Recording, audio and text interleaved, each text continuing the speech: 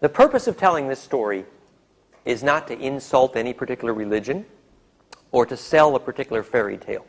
The only purpose of telling the story is to give us a sense of real purpose for the gene pool and soul group.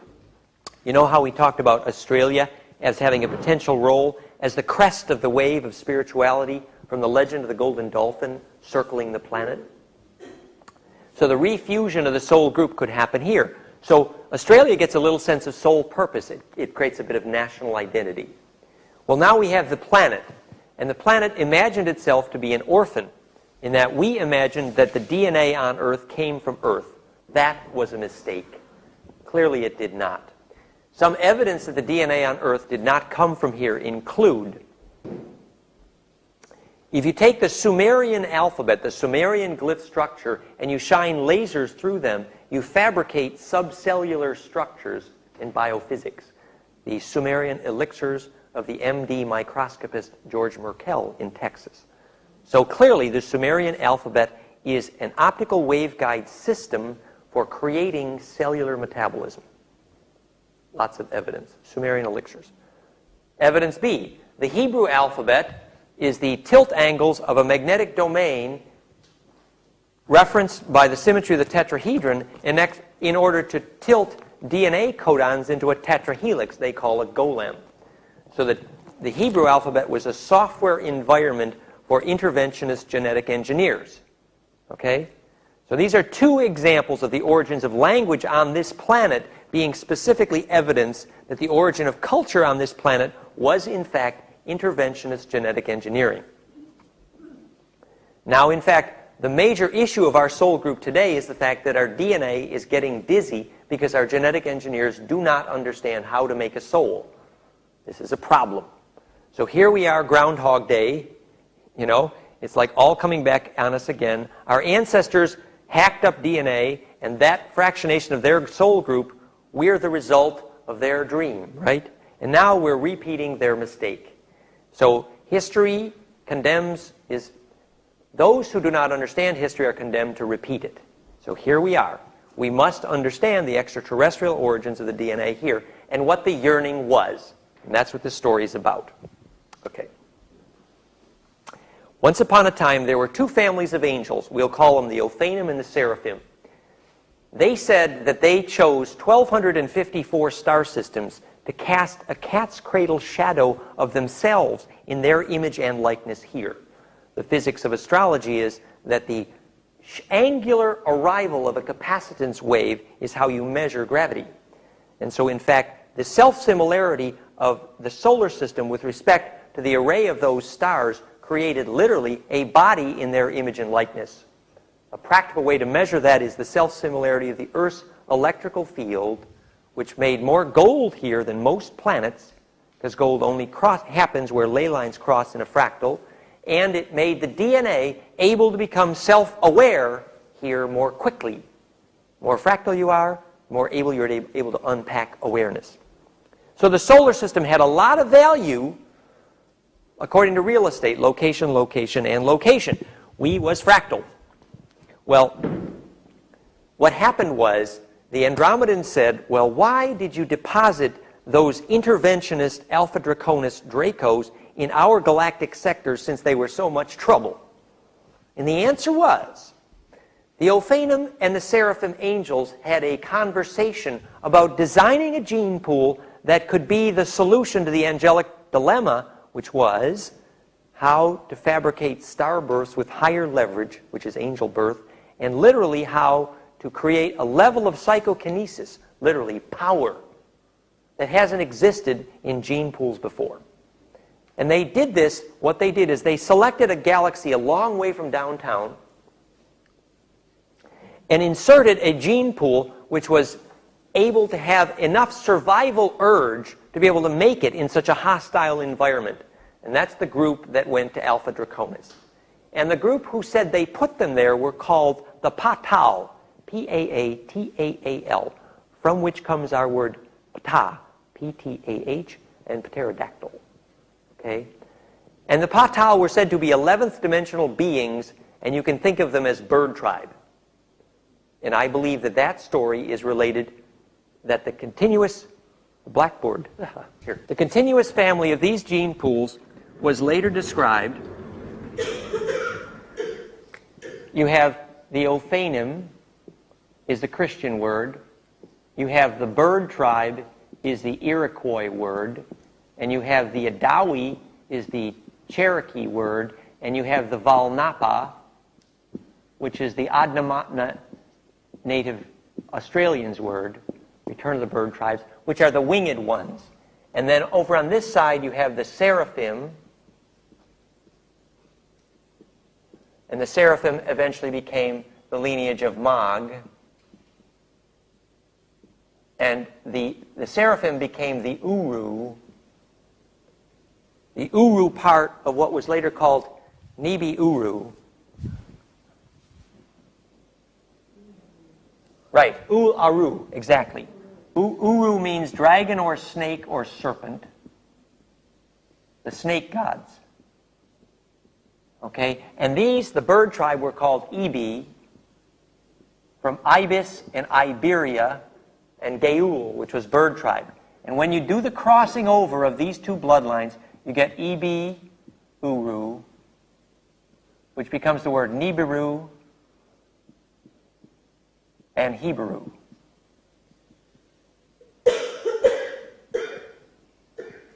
And if you ask a Hebrew rabbi, he will tell you that the word Hebrew means crossing over. Okay, and in fact, on the Uru side, you had a well-developed reptilian brain stem, which was very juicy and useful. Okay? And on the IB side, you had a dog or bird-shaped brain, the dog-bird brain, from which comes our word Dogon and Daganavida. Daganavida, okay? And this becomes the dog-bird, and the group that was the characteristic of the dog-bird brain is called Wealawa, and you can read about them at wealawa.com, actually.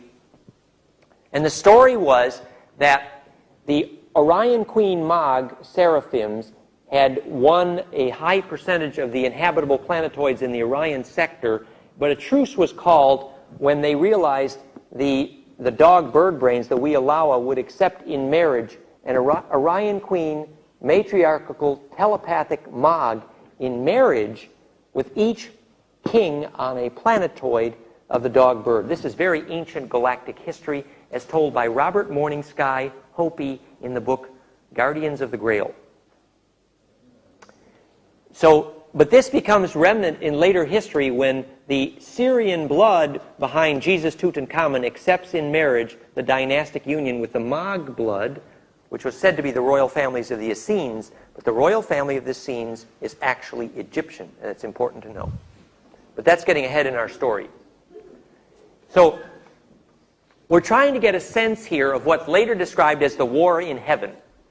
What happened was, apparently, a certain portion of this bloodline had begun to use, had come to the belief that you could speed up evolution by mating mechanical structures directly to biological structures. So you have a mechanical bio group called the cyborg. And the Borgs from the Star Trek series have a great historical meaning in the Orion Wars, I believe. And the mechanical biostructures created a fierce survivalistic telepathic group. And they miscalculated how survivalistic and telepathic this group would become, and eventually they rather took over the Orion sector. The upside of this was they were able to survive better. The downside was they lost passion. They lost glandular passion. And the story of exactly how this happened, which Corinna did at this live King Cobra snake blood ritual with Montauk Chia in Bangkok, basically was, if you see through the snake blood's memory line, you see that there was a drastic war in which the Orion Queen Mag warriors, which I believe at a later time came to be called the Jehovah warriors, Yod-Heh-Vah-Heh, warriors, in the Orion Wars. And Enlil took the name Jehovah much later for Yahweh.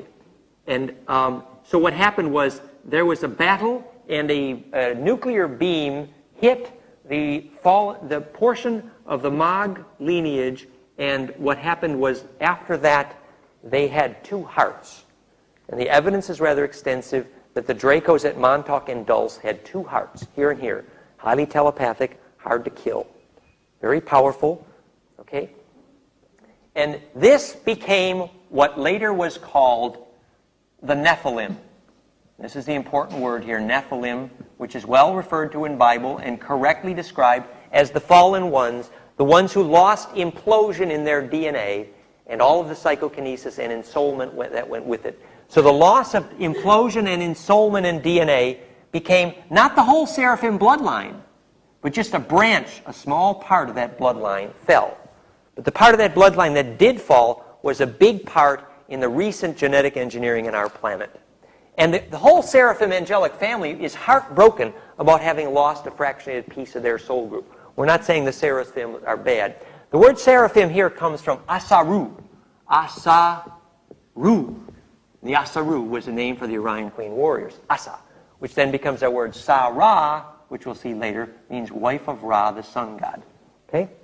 Well, that's a sort of galactic history. It's a big picture. The Empire Strikes Back, the Holy Orion conflict. Earth's history is just a recent skirmish in the Orion conflict. You can see the result of the Orion conflict by simply looking at the local picture in the galactic sector, and you see the spiral arms of the section of the galaxy around Orion is screwed up. Literally, the stars do not fit a spiral so well. The fabric of time got fractionated because of the Orion Wars. We cannot die. We have seen the starships burning off the shoulders of Orion. Remember Tron? Anybody knows what a Tron is? Tron is one who can remember the phase angle between the circle and the line, and thus carry biological memory through time travel interactively. Remember, interactive dynamic, I'm going fast here. Interactive dynamic time travel is the solution to the arriving predatory ETs at wingmakers.com, which is a site I highly recommend, wingmakers.com, along with lettersfromandromeda.com. The only thing wingmakers.com gets wrong is the source of the BST, blank state technology, interactive dynamic time travel. They regard it as a mechanical problem. It's clearly a psychological problem as well. To get interactive dynamic time travel literally means you need to be a time lord, right? Able to travel in time interactively. When your DNA goes through the speed of light, it necessarily inhabits time. And the time fabric itself must be fractal, and that was an Ophanic agenda, the repair of the fabric of time, which later becomes a Templar agenda. But we get ahead of our story. The question sort of was, who set up whom here? It gets to be a bit of a catch-22. Let's play with that. Okay, and that's your question, too, in a way. Well, who done it? Well, that's the big picture. That's the Orion Wars. Now let's get local. And by local, let's visit the star Sirius at the time when the Orion sector Queen Mogs have run and ruled with terror a high percentage of the inhabitable planetoids. And the regent at that time was a fellow named An, or An-Tu, from which comes our word Solari An, and Tuathade Danan, which means the sun gods or the people of the gods. An, Anu. Anu was the regent and the Syrian sector who was responsible to the Orion contingent, literally equivalent to what was described as the trading houses in Dune. And An had 2 sons. An's 2 sons, let's look at him in the center. An's 2 sons, he had other children, but his 2 sons were Enki and Enlil. And Enki and Enlil were the brothers of East of Eden, which is the basis of the Arab-Israeli conflict today. And An's 2 sons had the same dad but a different mom. The dad was An-Tu, who was this regent on Sirius. The different mom was the fact that Enki's mother was a high-winged Draco, whose blood has not fallen. Sometimes the word for the winged Draco is called Siakar, and you'll see that in a few places in the literature. And it relates to the Christian word for cherubim. Okay? So at any rate, Enki's mom had winged DNA. And the winged DNA means if you're clairvoyant and you look, you see that the arc angle of magnetism leaving their heart appears to have wings. It's implosive. the bird tribes, the winged ones. So Enki had a mom that allowed him to learn the skill of ensouling DNA. Now that's not a mystery to you now that we've spent 2 days saying exactly what it means to ensoul DNA. Remember, how do you turn lightning into ball lightning? You teach the tornado to eat its own tail, right? Well, that's how you make ensouled DNA, and it's how you bring people back from the dead. So later when Enki's kids, which becomes the Jesus Tutankhamun story, you can understand why they only were able to ensoul DNA and bring people back from the dead. Whereas Enlil's mom was of the fallen DNA, so Enlil becomes the conservative brother who says, well, we got to follow the rules. And the Orion Empire, from which, see, the Orion Empire paid a huge investment for the artificial mining planetoid called Nibiru because they needed the gold powder desperately. Sitchin says they were using the gold to repair the atmosphere of the home planet, which is true, but it's a cover story. The fact is they were eating the gold. And they were eating the gold because they were addicted to the gold powder. It was the only way they could speed up their DNA after they fell, the Nephilim, right? So Enki takes the name Ea, for whom earth is named. And later he takes the name Adon and Adonai as Tutankhamun. And Enlil and his lineage is that of Thoth, Hermes, Akhenaten, and Tutankhamun. And the story of Tutankhamun was later lied about, and the myth was changed to the story of Jesus, which is really the story of Tutankhamun. So that lineage there is the bloodline of Enki, whereas Enlil took the name Yahweh and Michael, Mikael. And Mikabo, after Michael, became the word for God in most of the native Indian languages, and Mikabo means literally Enlil. So here you have two arriving brothers along with the sisters Inanna and Ninhursag, and they arrive in this artificial gene splicing planetoid Nibiru, towed into orbit as it were here. And this family called the Anunnaki get really bored and angry having to dig up the gold themselves, so they have to make some gold mining slaves. You heard this story before, and that story becomes Adam and Eve. Basically, what happened is they took Cro-Magnon. First they took, Enki did it, Enlil just copied, but he took Cro-Magnon's sperm and put it in an Anunnaki egg, and they made the first, what were called Takadama. Takadama means Borg or donkey from Orion. A Tak means Orion, and Adama means donkey or Borg, from which comes the word Adam, as in Adam and Eve. And so these first genetic experiments were not fertile. This was very crude attempt at cloning. These guys were klutzes, okay? And so when we mistranslate the Sumerian and call it the Bible, in fact, we're describing some very low-level genetic engineering. It ain't anything to be proud of, and they're not proud of it today, I assure you. But just to give you an idea of the shape and appearance of these beings, I'll just show you. I think, did we look the other day at the Lion Place? Lion Path? Lion Path, here it is. So here's the Sumerian goddess statue. Okay, also this is Sumerian goddess figures from the Ubayyad, but somebody correctly pointed out that these statues are much older than Sumeria. Sumer means more than South Sea. It also means in the lineage of the Merovingians. And this is the interventionist Anunnaki, sometimes called Anuhazi, which relates to our story of Anasazi. And this is the Dracos. So the Draco bloodline from Alpha Draconis, Arrakis was a planet in Alpha Draconis. The star map of Alpha Draconis is at Senshi in China and Angkor Wat. Okay? So here you have the interventionist Draco, and here you have the crossbreed Anuhazi, and here you have the winged Draco Siakar. And here you have the Sumerian goddess statue. Now here's the morph.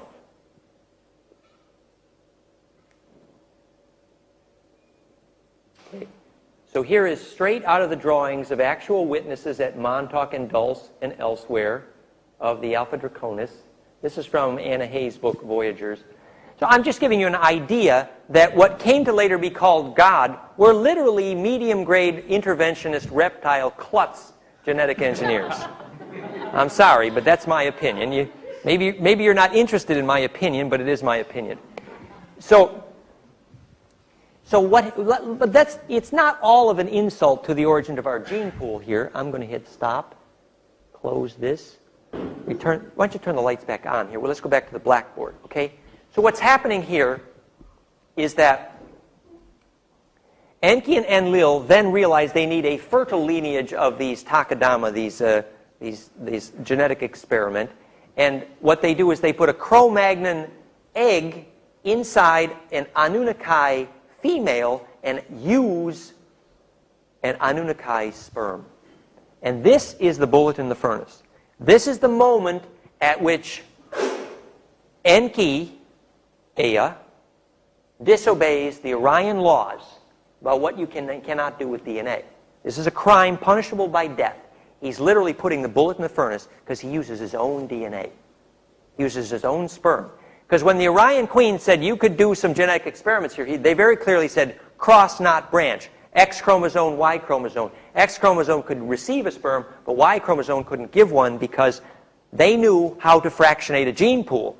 The female could enfold, but if the male gave sperm, then the gene pool would fractionate.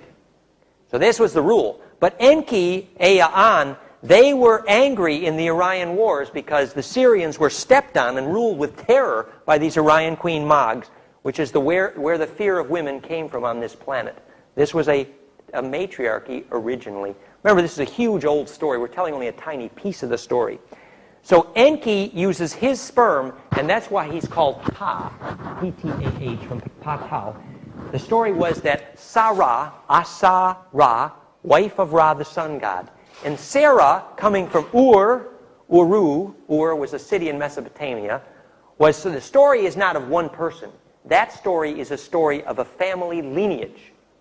The Asaru came from Uru, the snake capital, and to Egypt, and Ptah, Enki, fell in love with Sarah, and Ea, Enki, did fall in love with his own genetic experiments, no question. He had his weaknesses too. And so he gave sperm to a Asaru, and in the Cro-Magnon egg, he gave sperm in Ninhursag and Inanna, and the child there was Eve or Isis. And that was the first fertile human female. And so what he had done, this is the bullet in the furnace. The bullet in the furnace that's exciting for you and me is, in Ea's sperm was some of the high-winged ophanic DNA. That was highly psychoactive DNA that the whole Orion Syndicate had no idea how explosive this bullet in the furnace was going to become. So the evolution of that DNA, that memory line, that winged one, can grow up in us, and this is the lineage here. This is what became known as the Disposani in the Holy Blood, Holy Grail series of books. This was, now from here on, now you can pick it up with Lawrence Gardner, who tells only the nice side of the Dracos. Lawrence Gardner is the positive public relations for Alpha Draconis. Okay? And the book specifically is Genesis of the Grail Kings. So here he picks up the story now. Cain, which was the success of the genetic experiment of Adam and Eve, from which comes our word king. The children of Cain were Ea, Enki's attempt to fractalize a soul group, make DNA that could go back into the stars. Because Ea, Enki, if you read the story right, is basically stuck here. If you read the story in Secret Places of the Lion, he's called Merkaba. Ea, Enki is Merk in Secret Places of the Lion, he's Muad'Dib in Dune, and he's Luke Skywalker in Star Wars. And in fact, Luke Skywalker wakes up to find that Dad is half machine. Darth Vader, right? And Muad'Dib in Dune wakes up to find that Dad, Harkonnen, is half machine. Guess what? Dad was half machine, okay? That's the problem here. That's our history. So what happens then is that Ea, Enki, and his bloodline through Thoth sets up Atlantis, which was called Thule, to try to protect the ensoulment of the bloodline from this lineage here, Enlil, Yahweh, Michael. And this became Amun, from Amun-Ra, which was the name of Yahweh's followers in the early Egypt. And this is why Tutankhamun was forced to take the name Tutankhamun, because his dad, Akhenaten, had to run for his life in the deserts when he tries to boot the Amun-Ra priests and Leel's followers out of Egypt. And so when Akhenaten runs for his life in the desert from the priests, Amun-Ra priests, whom he tried to boot out of Egypt, he had to change his name to Moshe, which means son of, which was shortened to the word Moses. But the thing is, Moses got away with the money, made the pharaohs very mad. This is the book Copper Scrolls, the origin of the Essenes in the life of Akhenaten. And so when Tutankhamun goes out to the desert to try to save the life of his father, he gets strung up in a tree. And that was one of the beginnings of the Jesus myth. And you can read the academic justification of the fact that there was no evidence for the life of Jesus in the time of Jerusalem at all in the book Out of Egypt, and also the book House of the Messiah. So clearly the confusion over the Jesus myth is an intentional confusion right here in the Yahweh lineage, who does not want you to know that all of the royal families of this lineage, which became the flagship of Hebrew, all of the royal families came from the blood of Enki, because only Enki could ensoul DNA. So Abraham, and Sarah had the children, Joseph and Benjamin, the second generation.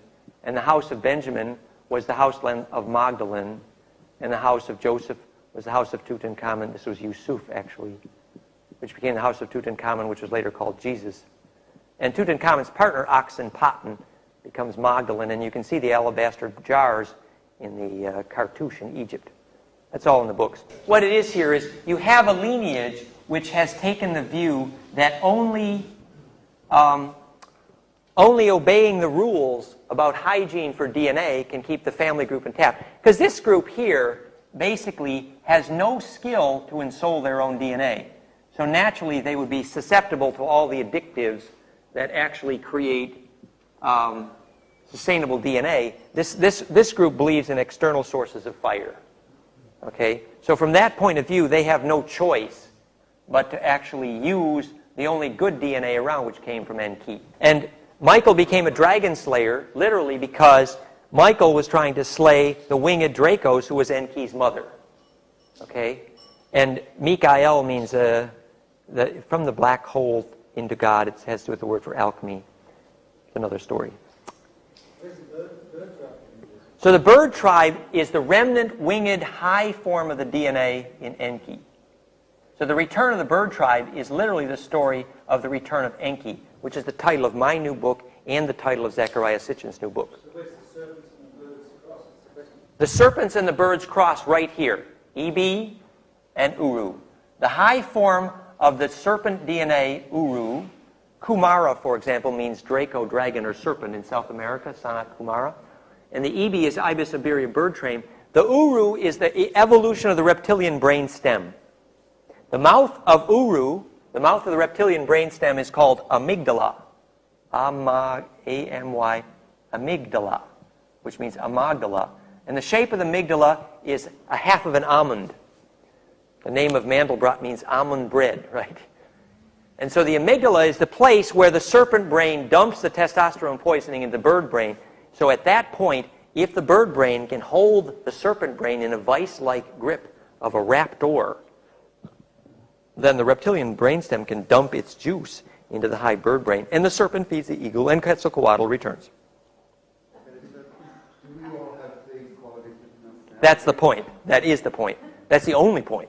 We have these qualities within us. We have met and encountered the enemy, and it is us, said Pogo, right?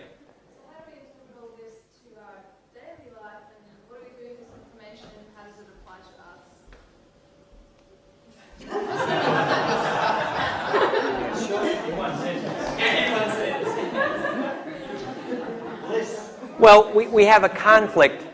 We have a conflict in Israel, and here you have the people that did not know how to ignite their own fire, gathering like a hive mind around the little remnant source of fire that's still there, the Dome of the Rock, etc., Solomon's Temple, were all names for the geometry necessary to ignite fire magnetically, trying to make a hive that could redeem this DNA. Because remember, these fallen interventionist Dracos now, after they shut off the time doors at Montauk in Incunabula and places like that, there was no place for them to go. They're stuck here. So they're stuck here with their own genetic creations. And the sun is about to burp, which means the people who can't time travel without heavy metal are just as bad as a vampire getting toasted in sunlight. Oops.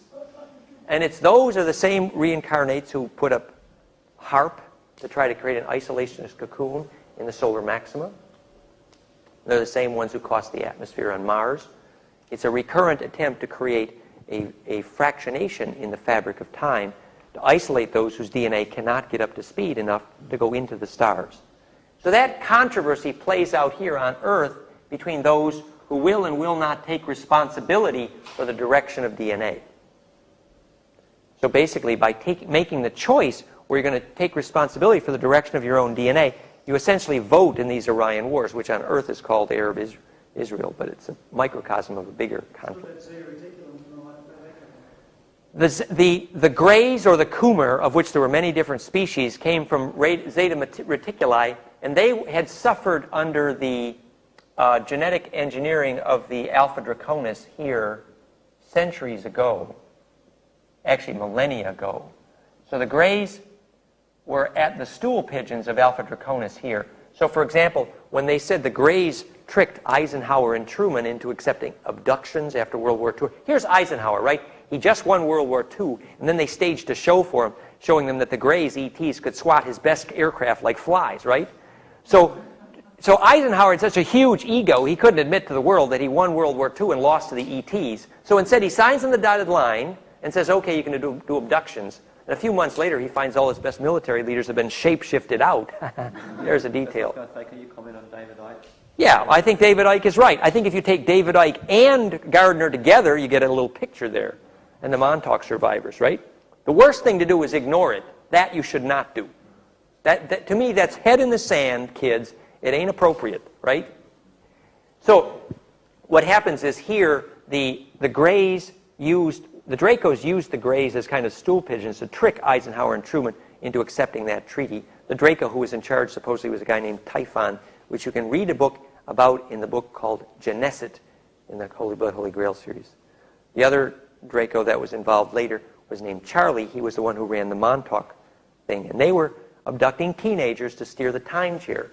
Very educational piece of the puzzle there. Why did the Dracos from Alpha Draconis need human teenagers to steer the time chair at Montauk? Anybody know? Pardon? Well, organ energy, it had to do with the fact that precisely the inability to have DNA that's up to speed enough to travel in time is their soul group fractionation problem. Their fallen DNA, lack of ensoulment, meant that they could not steer the time chair. In fact, the name for the guy that could steer the time chair at Montauk, and all he did is he sat inside a big capacitor that looked like this, called the deca-delta antenna. You sit inside a capacitor like this, and the acceleration is called time travel. Well, the guy that sat in there to steer was called the time empath. So it is empathy that sucked into you through the speed of light, the experience in time. And the empath is the one who had the most empathy. Well, they could predict in advance which teenagers they could abduct to steer the time chair by doing a spectrum analysis of their DNA, which is what I propose we do to prove to the genetic engineers they're costing our children their soul. And the spectrum analysis was called a boson 7 frequency signature, which was a log function of 7 in the braiding algorithm of the DNA that indicated the high gene for bliss. And so you could tell in advance who could travel in time and not come back scrambled eggs. Right? So from this point of view, a lot of the religious experience on Earth is mostly an astral milkhouse. Yeah? And that many people think, well, if I went to church and I got my astral juices sucked out of me, I did a service. Not necessarily. Right? It's when you can steer your own astral bliss and take responsibility for the direction for that you're no longer susceptible to parasites.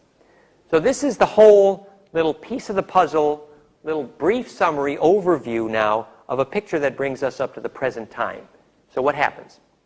Well, the lineage of Tutankhamun, later called Jesus, was a bloodline of Thoth, who had a Nubian dark blue blood from Rigel in Orion, actually.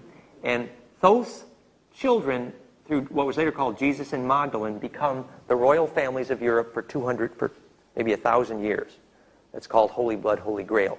So in effect, this Alpha Draconis family is breeding our royal families like we were show dogs for 2,000 years, right?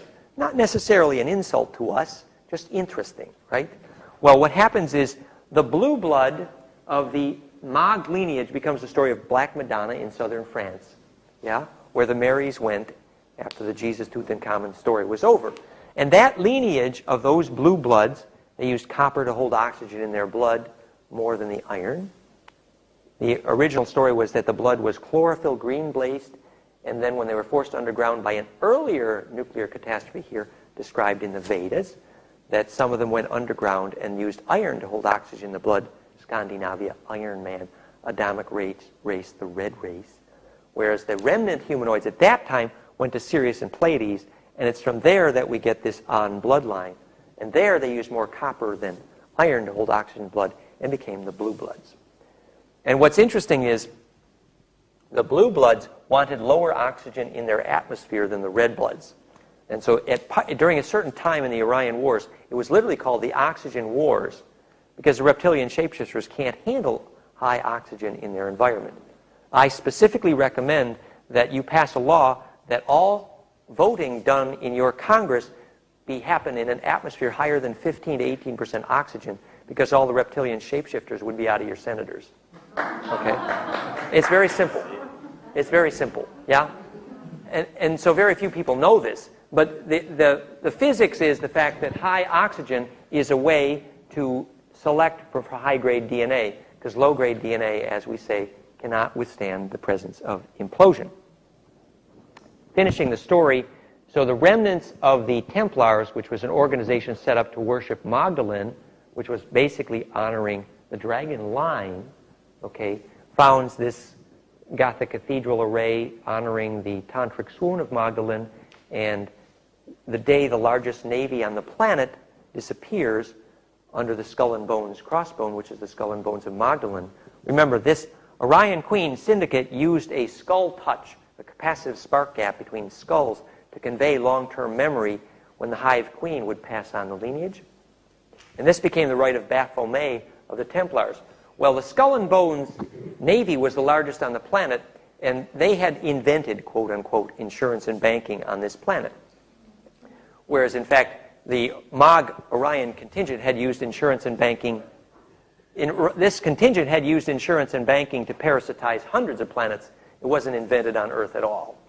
The point is that the Skull and Bones Navy, the largest on the planet, that invented insurance and banking, which paid for the Gothic cathedrals, did the same activity then under the pirates' flagship, the same Skull and Bones. And if you give insurance and banking bad public relations, it's called piracy and extortion. But it's the same activity for the industry of fear in that sense, right?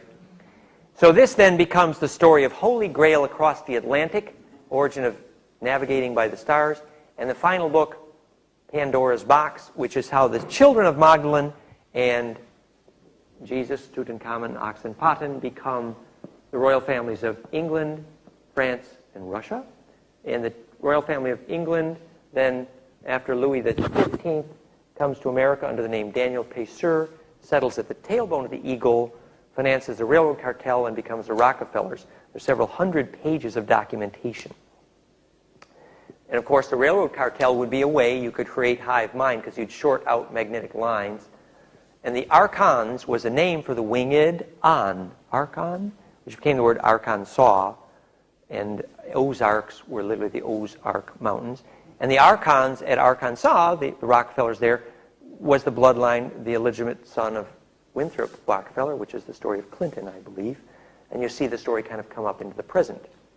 So the Skull and Bones of that was the CIA were always, in the case of the pirates and the Templars, were always concerned with the drug cartel because it was regulating access to the corridors of psychokinesis in the magnetic wormholes of the planet. So this origin of the CIA with the Skull and Bones and the drug cartel, you get the kind of a picture here that there's an interventionist agenda that begins to fall apart at the moment you realize that only high-quality DNA can survive compression. So now with the onset of the solar maxima, there's a ring past knot here.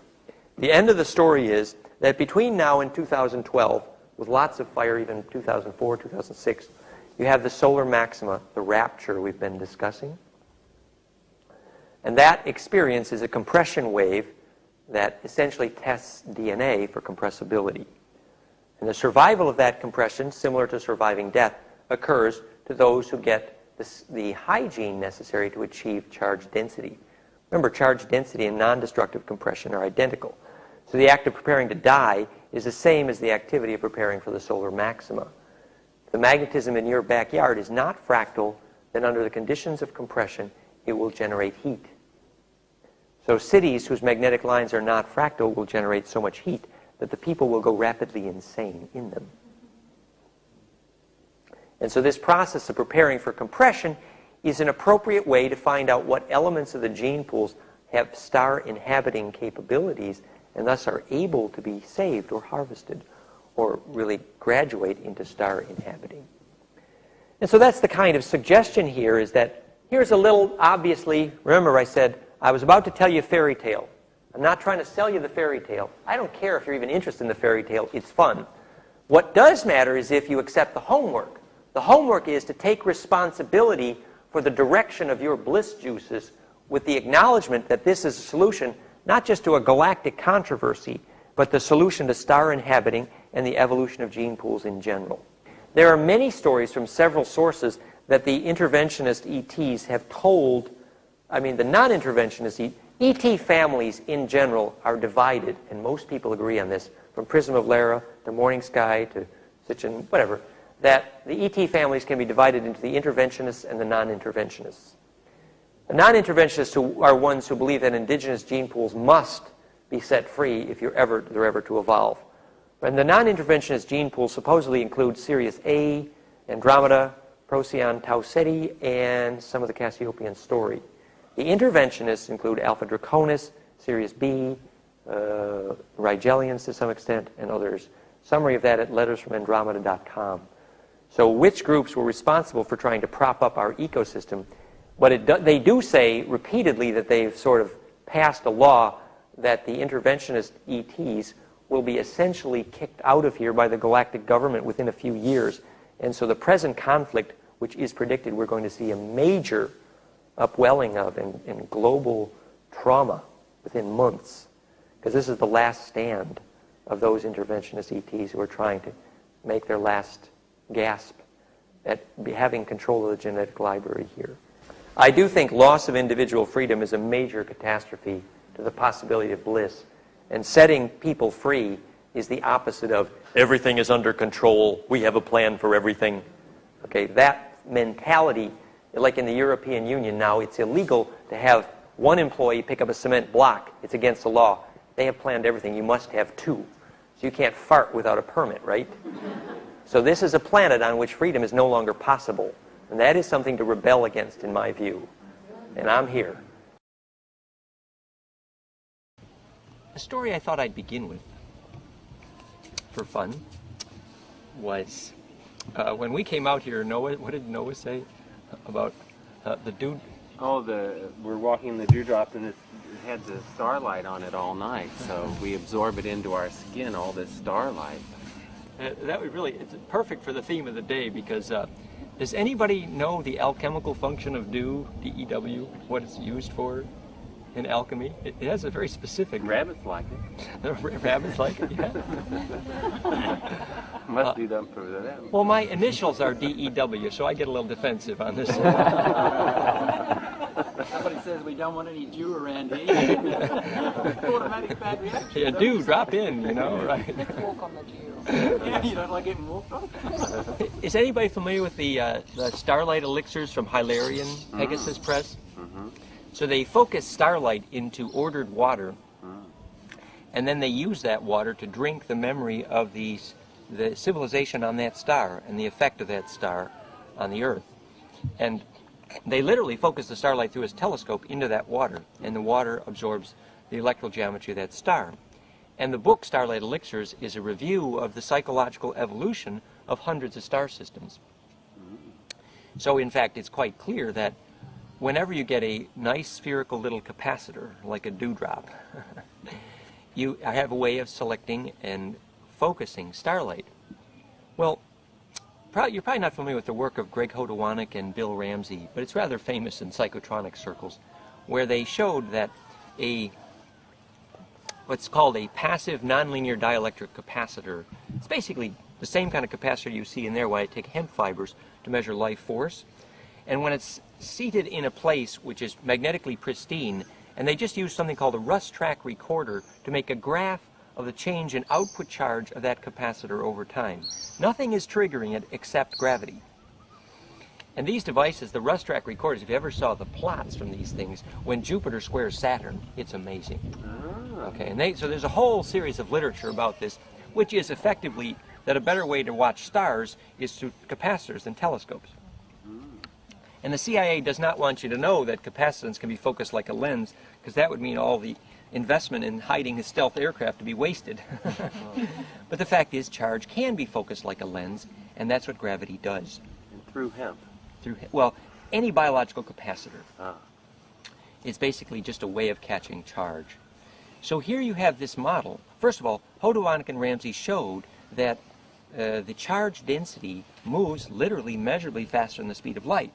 So when you had these stellar explosions, and there's charts showing it, where a telescope has to wait 3 days for the light to get here, the capacitor didn't wait. No.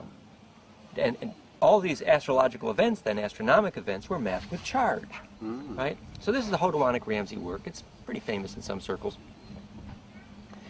So what is this telling us about the alchemical function of dew? Yeah, see, the theme of today, actually this morning for a while, is around this question of what turns planets green. That is our little theme, our bumper sticker for some conversation here. And so in order to understand what turns planets green, what puts moss on the sphere, atmosphere, get it? Right, what gives us atmosphere, is the same thing that literally puts moss on a stone. It's called the green stone. Has anybody seen the Green Stone film in the UK?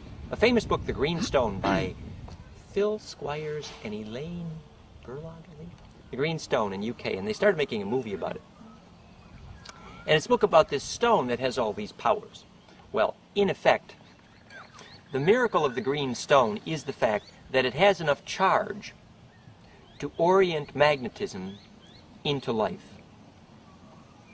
I came out of the door at Adrian's this morning, and there was a yellow flower, and I noticed that the petals of the flower were exquisitely pentagonal. And I put my hand over the flower, and I felt a wave of radiating bliss going through my body, like I often do when I smell a flower, but I didn't smell it, I only felt the charge radiating from the flower. And I thought, somebody steered magnetism into a tornado, yeah? And somebody planted the seed of that tornado, and that's the geometry of charge that steered the water coming from the stone, which we called green. Yeah? Like when we saw these slides of the tree, somebody brought the pictures of the tree that's turned in a corkscrew because the underground magnetism went into spiral. So biological intention plants the seed here for shaping magnetism so that the planet could turn green. We talked about angelic intentions yesterday in shaping a planet that could have a gene pool that become more self-aware than had happened in the stars in a long time. Now, the alchemical function of dew. You take this thing called the Philosopher's Stone. Anybody know what the Philosopher's Stone is made of? Magnetite? No, the Philosopher's Stone is a variation on phosphorus, I believe, isn't it? Does anybody remember? It's and what do you coat the Philosopher's Stone with? A thin film of mercury. Now, mercury has the atomic mass of gold at the nuclear level, but the valence structure is different, basically. And the phosphorus and the components of the stone have the valence shape of gold, but not the nuclear geometry of gold. Now, if you got a thin film of mercury on the Philosopher's Stone, what would turn it to gold? First of all, you'd need something to make it into a monoatomic layer so the charge could radiate through it. If anybody's familiar with the literature, we're talking about alchemy now because it's a model for the heart of gold and what turns a planet green. The word alchemy comes from alchem. Chem, C-H-E-M, chem, is from the Egyptian. It's the original name for Egypt, and it means literally from the blackness, and it's the word for black. And alchemy then literally means from the black hole, which is our word for chemistry. So it's a way of navigating in and out of black holes. That's what alchemy is, which is literally how you get pressure through the speed of light in and out of a black hole. And gold is exquisite at doing that because the electron shell geometry is so fractal, so self-similar, so embedded. So literally, when the waves of charge are braided through gold, they're braided into a fractal, and they're able to enter and leave a black hole. This can be evidenced in modern chemistry from the literature that shows that if you take gold in a monofilament, like a thread, and if you shoot high amperage through it at the moment it crystallizes, it is a measurable superconductor. At the moment it crystallizes. So in other words, you got this gold monofilament, and you shoot high amperage through it just when it's going from the liquid to the crystal state. The high amperage persuades the molecular array to orient in perfect fractal array. You can model superconductivity by taking the Bucky-Fuller vector flexor and jitterbugging it from Icasa to cube octa, which is literally what molecules do to become a superconductor. And why are they a superconductor? Because when they assume the Icasa dodeca symmetry, the blue model in there, electrical interference goes to zero because there's an implosive way through the center called access to the black hole, alchemy, because the waves can add and multiply in that spin path. So if you take this gold monofilament and you measure that the electromagnetism can be conducted with zero resistance through it, high amperage, zero resistance, and also it is measurably superluminal. You can take that gold monofilament and you can weld one end of it to a DNA helix and it'll do the same thing. This was presented at the first International Symposium on Nonlinear Energy Device Technologies, Hathaway and... So wait a minute, you can weld that to DNA? That's what they're telling us. What? Gold monofilament can be welded to the end of a DNA filament. Welded in the sense of a fusion generated by heat. That they'll phase lock. Wow. So we have our Borg. So, well, what we have is an understanding. You know, we can get into the politics of welding, you know, mechanical structures to biological structures and where the Borg came from. And it's an interesting conversation. But you can see where our ancestors, when they lost the ability to spin DNA for themselves, they started using gold. So now, let's get back to the alchemical function of dew. So what you have with dew is, you have an evoked potential, a charge envelope, which has stored exquisite fractal symmetry. Because the reason the Earth is fertile for consciousness and gold is because it's fractally arranged with respect to the geometry of stars. That's how our story began yesterday. 1,254 star systems, angelic bodies, cast a cat's cradle shadow of themselves in their own image and likeness. So in effect, what the dewdrop, by storing the angle of the position of each star at the moment of birth. The physics of astrology goes like this. Supposing you were as silicon dioxide and you were about to go from the liquid to crystal state.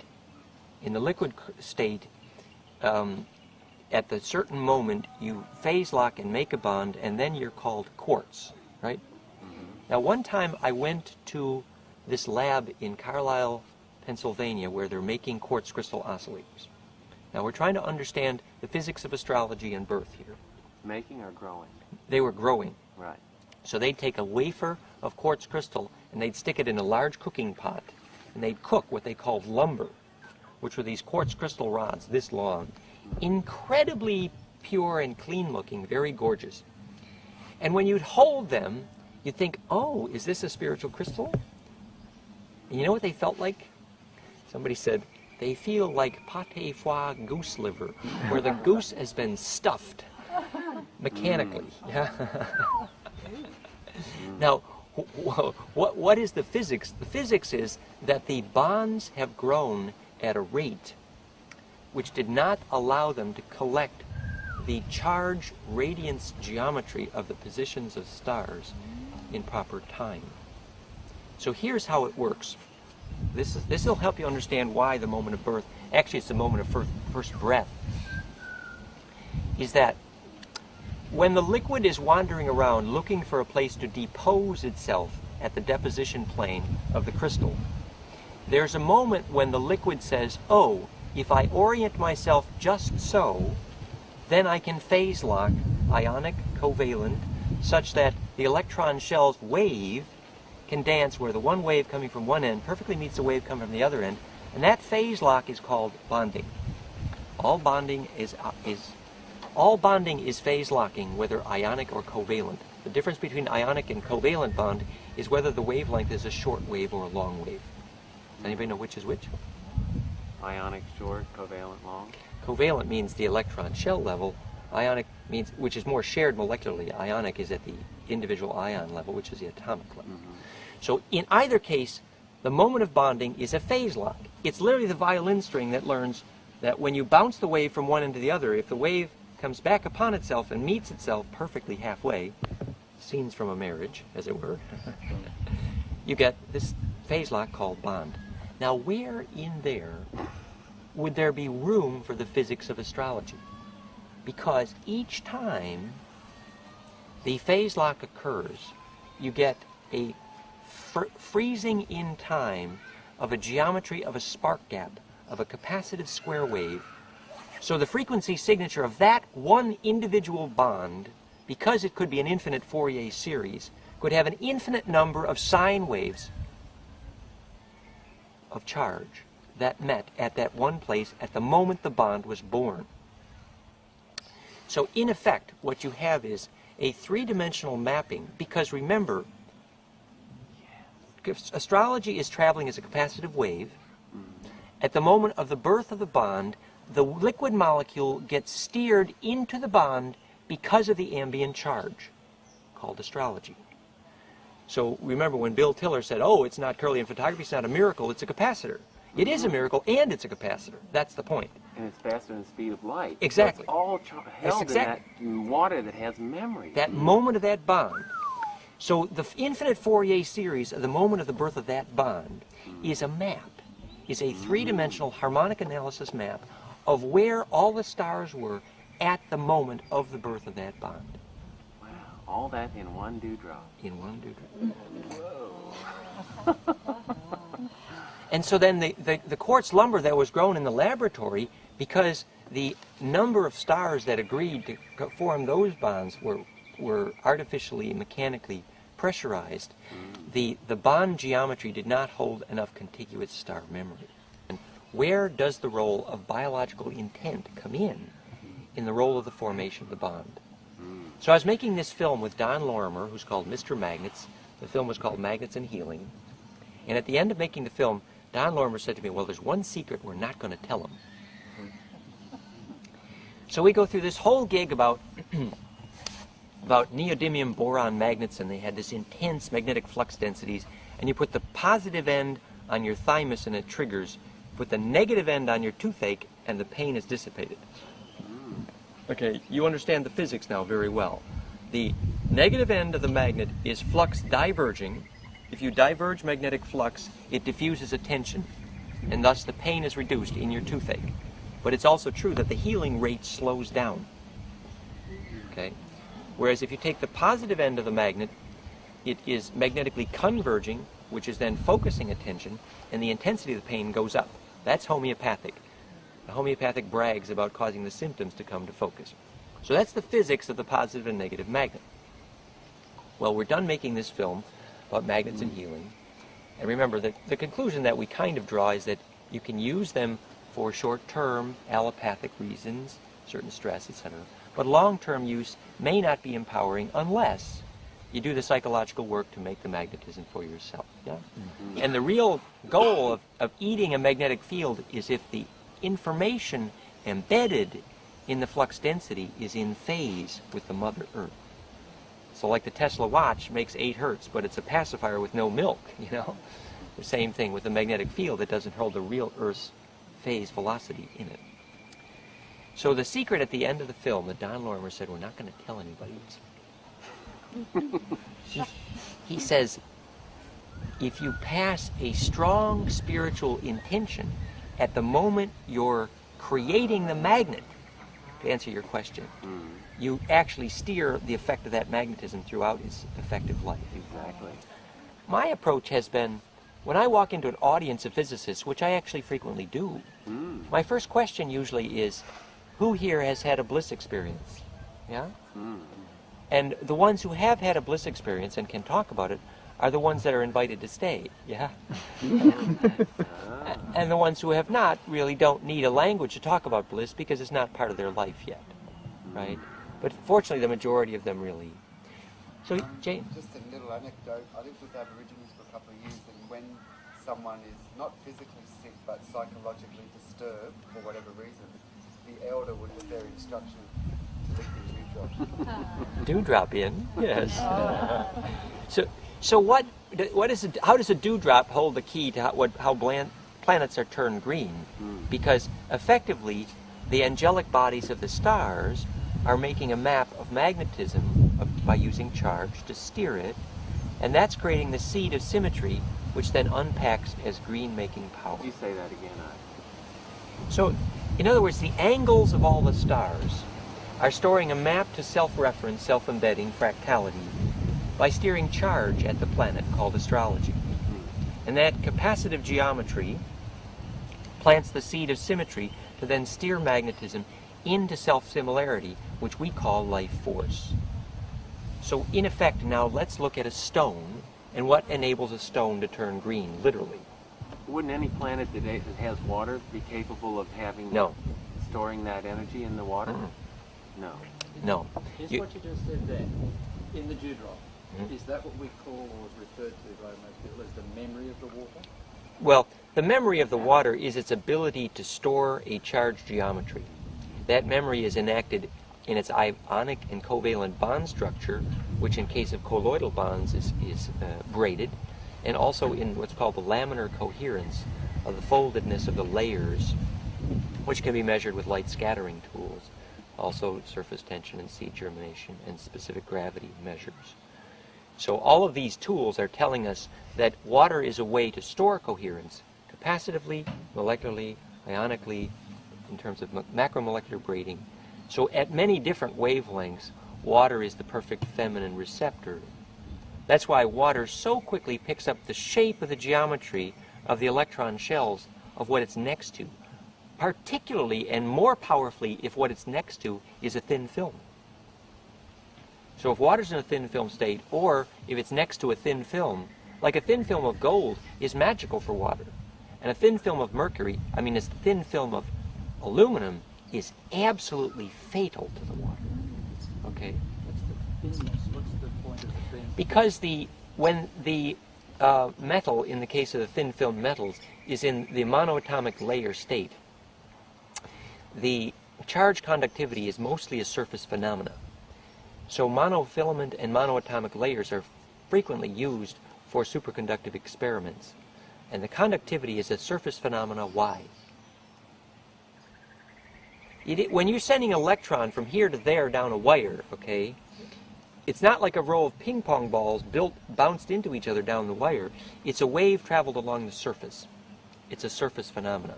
But in a sense, all of biology is a surface phenomena. The brain is an example of the nerves trying to create maximization of folded surface.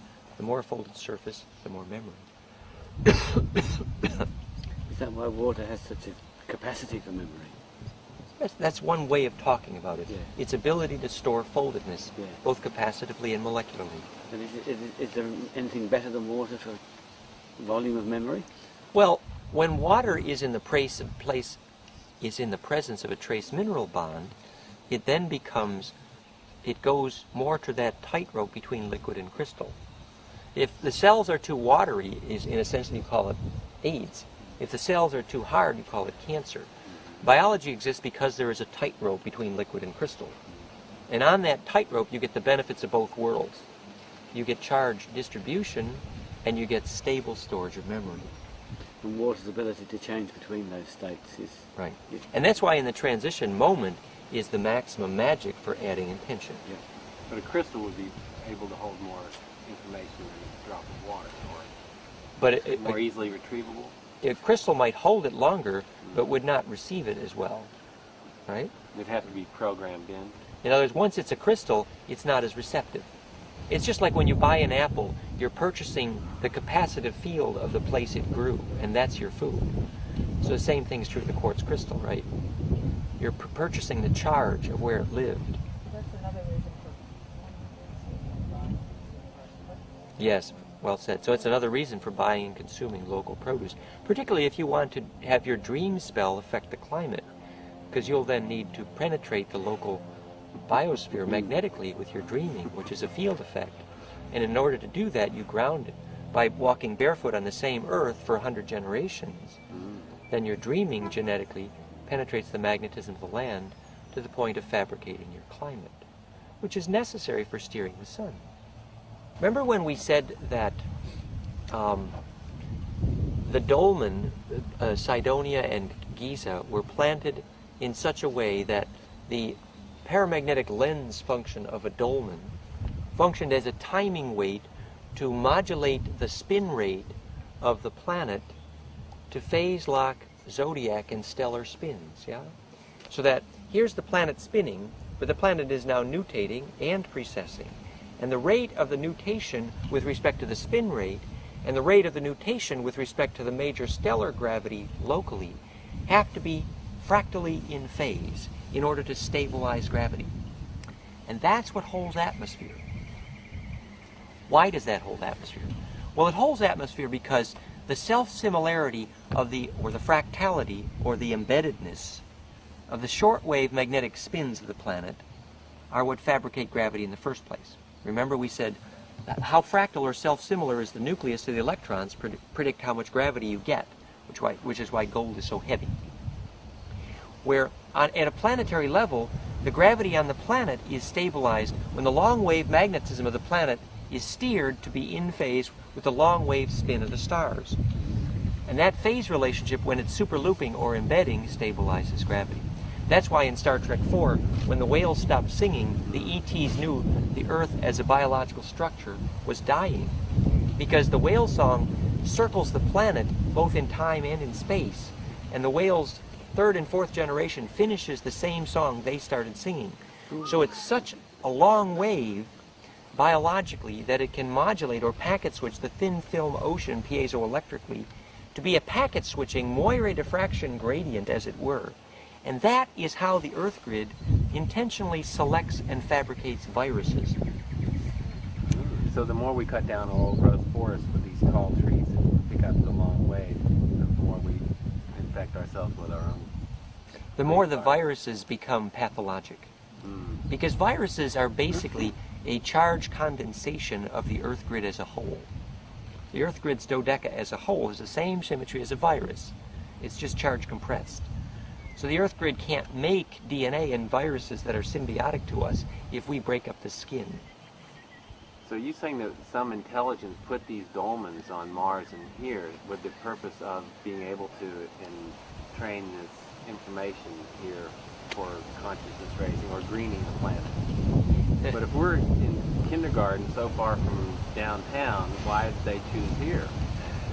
There's a fun story. Has anybody ever played the computer software called SimCity and SimEarth? You played it, yeah. It's a fun game. In SimCity, you modulate all the things that affect the life of a city, and you're playing mayor, and you determine whether your city breaks out in a riot or survives, right? Well, in SimEarth, they went to a lot of trouble to create a computer simulation of all the factors that determine whether Earth lives or dies. So, for example, in SimEarth, you can adjust the albedo rate of reflectivity of clouds to determine the percentage of heat that clouds reflect back into the atmosphere versus the Earth, and the spin rate and the O2 rate and the carbon rate and the number of dinosaurs you plant and how many tectonic plates you have. I mean, you can adjust anything, and the whole thing just quivers when you adjust anything, and you look to see, did life get born, right? It's a very cool, I recommend it, Sim Earth, lovely tape. Well, a gentleman named Lovelock, who wrote the book The Gaia Hypothesis, wrote the part of the software for Sim Earth that modeled in mathematics the effect of placing dolmen on planets. So now here you are in a software environment, the latest high-tech science, with Lovelock, who wrote the Gaia Hypothesis, writing the code which controls what happens when you put a dolmen on your planet in this computer modeling environment. Now you know what the software does? If you don't plant any dolmen on your planet, and remember what a dolmen is. A dolmen is a big stone, but it's planted in such a way that it's a magnetic lens to steer magnetism into pretty pictures, which we then call life. So if you steer your magnetism into pretty pictures with dolmen, it's like tuning timing weights to make rose petal patterns out of the magnetism on planets, to make them green. Well, in the code that Lovelock wrote, if you don't plant any dolmen, self-awareness occurs very slowly, if at all. But if you plant too many dolmen, self-awareness occurs a bit prematurely, and your planet is rather over-likely to burn out its resources before the gene pool gravitates to star navigating. So effectively, he said, dolmens speed up the rate of conscious evolution, but there's a risk. And the risk is essentially burnout. So the Washington Monument in Washington, D.C. might be... Well, the story there is that the Masons, following the Templar agenda, which is the Mag Orion group, basically, the Nine, if you believe the story of Puharich, had intended that Washington be the Masonic example of the place where the starseed remnant could build a body polis to create gene pools with enough bliss to redo the star inhabiting and repair the fractionated gene pool. All the king's horses, Humpty Dumpty, that story. But the story was that the Masons intentionally did not place the chief headstone in place, the Resh pillar. So Washington is a fractal without a seed crystal. That's the story. Because they knew implicitly that there was not enough pure intention yet to inhabit the fractal. Just like the cathedral's not built yet in Canberra. The seed crystal's not there. And in fact, if you look in Washington at a phenomena when you compress a fractal, if it's not fractal enough, the electrical branching structure, which is called a bush, will burn. So you get to have a near-death experience. You look at that any way you like. But so effectively, you have a situation where planets are turned green by the activity of planting magnetism in a symmetry. Now let's apply this to, there's a book called The Survival of Civilization. Anybody know it? By Haymaker and Weaver. It's basically the Bible of the remineralization people. Has anybody ever met a rock dust person? Basically, rock dust people are going around, instead of saying save the whales, they're saying save the humans, use rock dust. Okay? And effectively, the book Survival of Civilization is interesting, and it's a very important metaphor for what we're talking about what turns planets green. The essential hypothesis of the book is that the rate at which carbon builds up in the atmosphere, CO2, creates a weight imbalance which increases the rate at which water is precipitated on the poles, creating a squeeze event which causes the tectonic plates to destabilize and the pole flip. So he's saying basically, if you get too much carbon dioxide in your air, then the moisture buildup at the poles changes, and that change of mass at the poles destabilizes the planet. You get a pole shift.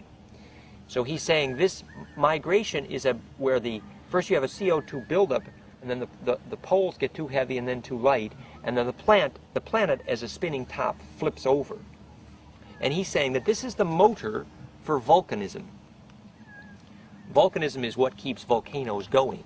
What keeps volcanoes going is change in pressure on the tectonic plates, like dumpling in a bowl of gravy. And this change of mechanical stricture there actually creates a piezoelectric force which makes volcanoes go. So the rock powder story is basically where this is at. And what is the role of the rock powder story in learning the star intention of keeping planets green? Well, the thesis of the book was that the volcanoes keep a planet green because they grind the rocks. Very simple. Now, what does the role of grinding up rocks do? Grinding up rocks makes trace minerals available to solubility in plants. And what is a trace mineral? A trace mineral is the memory of the shape of the fire of old stars. So if you have only young stars in your neighborhood, you don't get trace minerals. And therefore you don't get the complex geometries to organize water into ice 9, to go from liquid to crystal. Yes? I sell some minerals, but they're from the ocean as a result of the evaporation and the salt being removed, and then you sell all the minerals. So would that have the same? Well, what would be an interesting experiment to compare the relative rate of soluble availability to sell to plant life, which is interesting, which is why they say that rock powders that have sat underwater for a long time do not have the same degree of soluble mineral. And soluble mineral, remember, here is an old star, which is literally an old angel. So here's the old angel saying, here's a hint, geometry, geometry, geometry. Okay? And that's what a trace mineral is. Now, does anybody know why the forest, the only green trees in the Black Forest were next to the gravel roads? Because they were getting the trace minerals. And why? Because they were ground up and... So you had ground, so how is it mechanically, if you were a biophysicist and had to explain why the only trees in the Black Forest that stayed green in acid rain were the ones next to the gravel roads? The biophysics is that when the trace mineral is leached from the soil surface by the rain acidity, the pine needle, let's take the pine tree for a moment, the pine needle does not have trace mineral in the water. The trace mineral in the water of the pine needle is what teaches the water molecules to organize themselves into ice 9 because of the geometry. So the geometry of the trace mineral is the cookie cutter for molecules to arrange themselves into a nest, so that literally the water in the pine needle is more orderly than ice, literally. This is called Albert St. George's Electronic Biology and Cancer from Woods Hole Marine Biological Laboratories.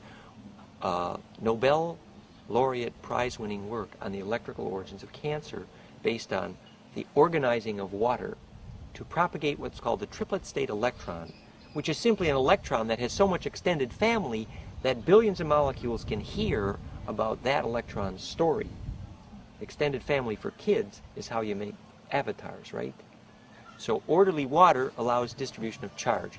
What's really happening here then, the pine needle turned brown because the cell ruptured because the water was not more orderly than ice because of the absence of trace mineral. So the geometry of the trace mineral has to find a way to radiate into water. So here's the physics. The old wives' tale says if you drink too much water when you eat, you get arthritis. What's the physics? You wash it out. The amount of acidity in digestion determines the charge, which determines the amount of mineral that can stay soluble. So if you reduce the charge, which in this case is the acidity of digestion, the minerals fall out onto your bone. It's called arthritis, right? But what is the relationship then if you have no bliss, if you're depressed all the time, you can't hold mineral because you have no charge. So effectively, it's charge that steers the trace mineral into solution. That process of getting a trace mineral dissolved is the esoteric nature of designing dopants in the theory and design of quartz crystal oscillators. Okay? In other words, you got this quartz crystal, and you want to persuade a little bit of trace mineral to tune the thing. The difference between citrine and amethyst is what? Actually, it's heat. What happens is you got a little bit of iron that you persuade to function as a dopant, like one molecule among millions. And because it's at the center of the array, all the capacitive waves have to travel through it, and it becomes the cookie cutter and tuner of the array. So amethyst is said to prevent drunkenness, literally, because the iron is a place to bond oxygen, which holds fire, and mind inhabits fire, so you don't get drunk if you have oxygen, right? Whereas if you deprive the brain of oxygen, you call that drunkenness. Now, if you take amethyst and you heat it slightly, the deformation angle of the SiO2 slinky just does a little ratchet, and the change of bond angle in the helix of the slinky changes it from amethyst to citrine, and you see yellow instead of purple. So the point was the dopant was the trace mineral that steered the crystal around. Well, the trace mineral is the dopant in the water, and the charge is what steered the trace mineral to life, to embed. So the combination of the water plus the capacitance and the trace mineral, 3 ingredients, plus the right amount of gravity, and your planet can turn green. The thing is, you see, if you get too much atmosphere, if you get too much gravity, you can hold an atmosphere, but you get no life. If you get too little gravity, life can't happen because you got no atmosphere. And there's another tightrope here. Planets with too much gravity, they get this heavy, ugly atmosphere, but no life. Too little gravity and your atmosphere goes away. And there's a dance, a very, very tricky little dance for modulating that amount of gravity to still have an atmosphere, but not too heavy for life. And that dance is what has to be modulated by dolmen. That's what dolmen do.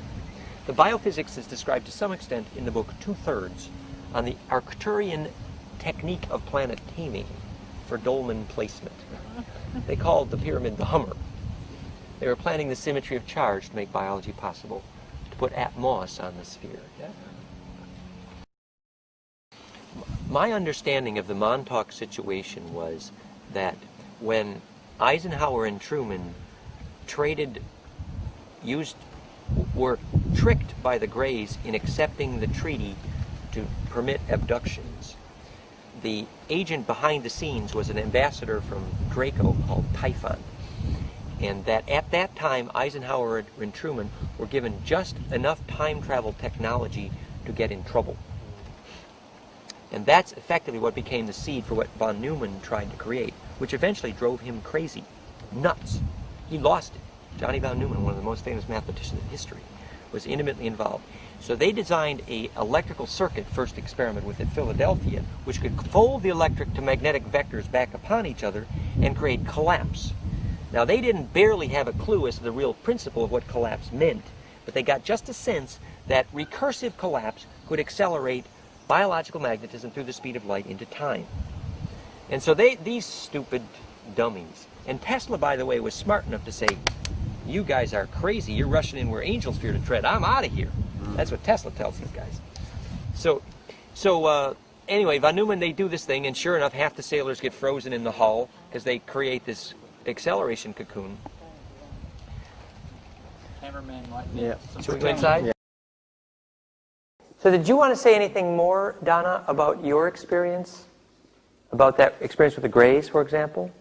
I'll start from this angle. I started to write a book at work. I worked in a management job that was seasonal, and I was told to bring a book to work. I decided to write a book like I was busy, looking a professional. I started writing a book for my children on all my experiences. Experiences with the Greys? No. My family, my travels. Oh, your travels, okay. Lived in Nepal for a couple of years, all the things I've done.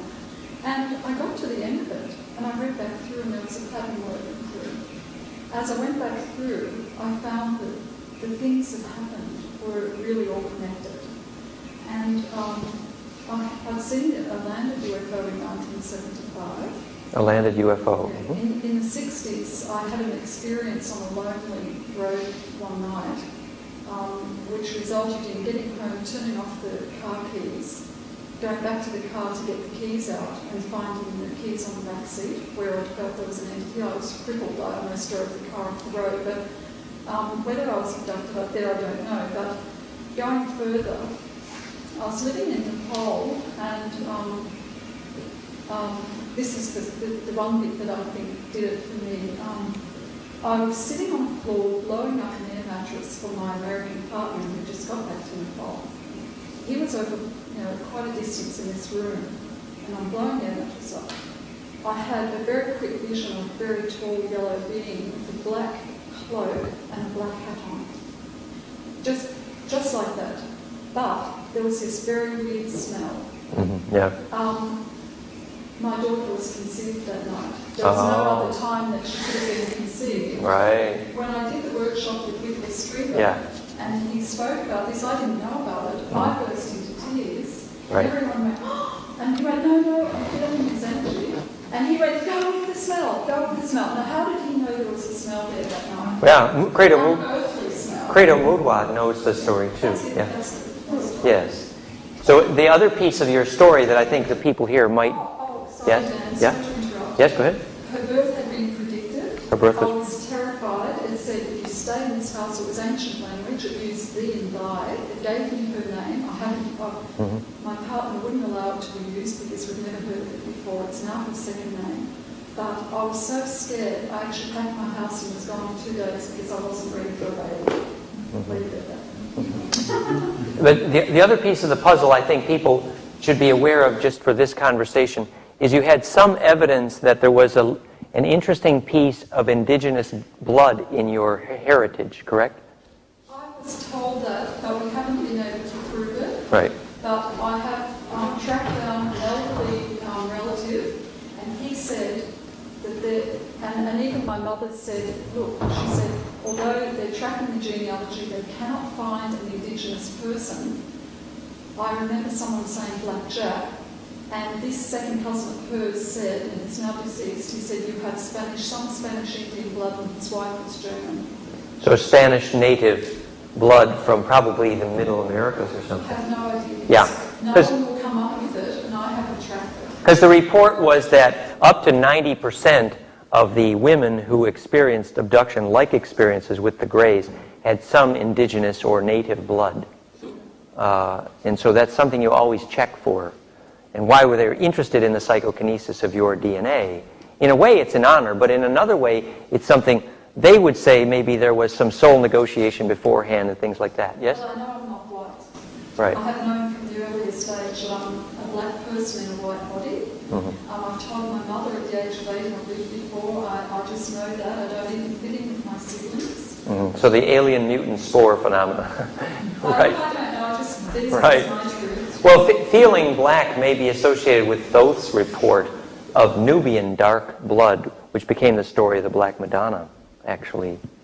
And the Black Madonna was said to be black. The high copper content of blood combined with what was Nubian, which is the story of the copper content of the Rigelian blood, we're led to believe, which supposedly is the Thoth bloodline, which is a portion of the bloodline of the children of Enki. Because although Enki and Enlil supposedly came from An-Anunnaki with Assyrian lineage, the origins in Orion for his mother were probably Rigelian. And the Rigelians are described in detail at Montauk. Is there a book on this? Well, A website? the pyramids of Montauk and the other Montauk books are the source for the information about the Greys and Rigelians, although I learned about the Rigelians at Montauk from personal conversations with Al Bielek and Michael Ash, who was the chief time empath there. The Rigelians were not regarded as very friendly types, actually, there, but it fits the story very well. The part about Thoth's dark blood in the creation of the Black Madonna lineage through Oxenpotten, later known as Magdalene, was told in William Buehler and Simon and Maya's work out of Crestone, Colorado, which you can read on the web. The links are at soulinvitation.com/Buehler, Buehler, where William Buehler's Templar work with Thoth in the repair of fabric of time includes many pictures, actually. And we could dig those up. I have them handy here if you like. But what I wanted to do was get to try to sort this out now in terms of principles. So where were we?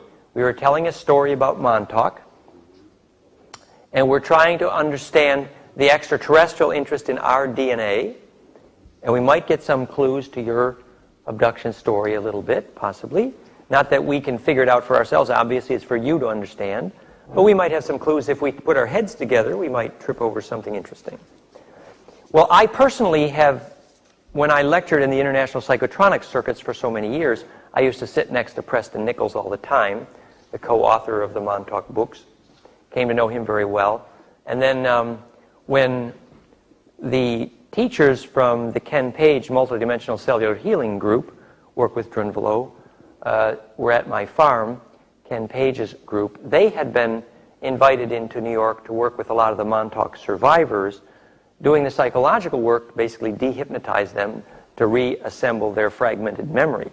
Because hypnotic memory loss is part of the Manchurian Candidate program, and that's part of what you're experiencing, pretty likely, is some hypnotic memory loss. And the memory loss can actually be comfortable from the point of view as, well, it prevents you from feeling disturbed about it. But unfortunately, spiritual evolution is, in general, the absence of memory loss, because the more you store something that's not felt, the more you create discontinuity of memory, which is the opposite of consciousness. It literally fractionates awareness. So particularly if there's any peak emotional experiences, good or bad, which you have dissociated from your conscious memory, you actually create a magnetic interruption in the potential for kundalini in your body, literally. So going back to sort out memory loss is a very important thing. And Ken Page's group calls it multidimensional cellular healing. You can find a lot of that on the web. There's an e-group. Just search on Ken Page and multidimensional cellular healing. Well, that group was invited into New York City by the Montauk survivors, and that's how I came to have conversations with Michael Ash, one of the Montauk survivors, who was supposedly one of the chief, what they called time empath, which was, remember, empathy is how you steer yourself in time, because the more you weep and feel for those you're seeing, the more your compassion sucks the magnetism through the speed of light into your body. That's the Nostradamus procedure. Okay? And so, what did I learn, or what did we learn about the Montauk experience? And that's where we were when the rain struck. What I learned was, as we said, that von Neumann and Tesla and others were induced by the government to do, at first they called it ship disappearance at Philadelphia, but later, when they set up at Montauk, they used a place which the Montauk Indians for generations had already been using for what was a form of shamanic time travel.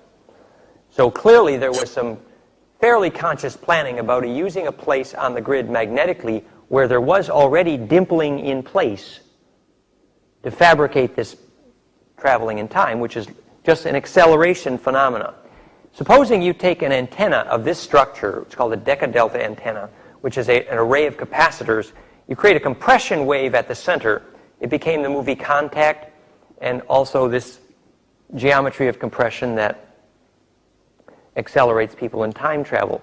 If you set this up at a place where the magnetism in the Earth is already fabricating a bit of a dimple, you create a place where acceleration is more possible. And that's why the grid magnetic lines are so critical to what's called time travel. And this became known as the concept of synchronic lines at Daman-Hur for the time travel experiments there. So, pardon? A stargate is another word for it. And all those words simply mean is places where magnetism converges non-destructively. Another practical example of that is, if you look at the place where magnetic lines dimple powerfully in Portugal, it's at the Templar stronghold at Sintra, S-I-N-T-R-A, in Portugal. And if you read the article at soulimitation.com/Portugal, you'll see that Sintra in the South American dialects means rabbit hole. and you know what Alice in the Looking Glass and the rabbit hole does? It creates a place where the magnetism dimples and creates this inward folding vortex where you get both acceleration because of compression, which we then call gravity. And when the acceleration goes through the speed of light, the only thing possible is to inhabit time. And if you have the hygiene, the genetic coherence, to be accelerated in that way, you are said to be one of the L's, as in the Elohim, or the Shining Ones. And the name for that at Montauk was Boson 7, which was a frequency signature of the DNA, which when the spectral emission lines had log functions of 7, suggested probably a braiding algorithm in the DNA that indicated the coherence necessary to permit acceleration. Similar to the mitochlorian story in Star Trek, the prequel. What's the name of the young guy? But he becomes Hanukkah, right?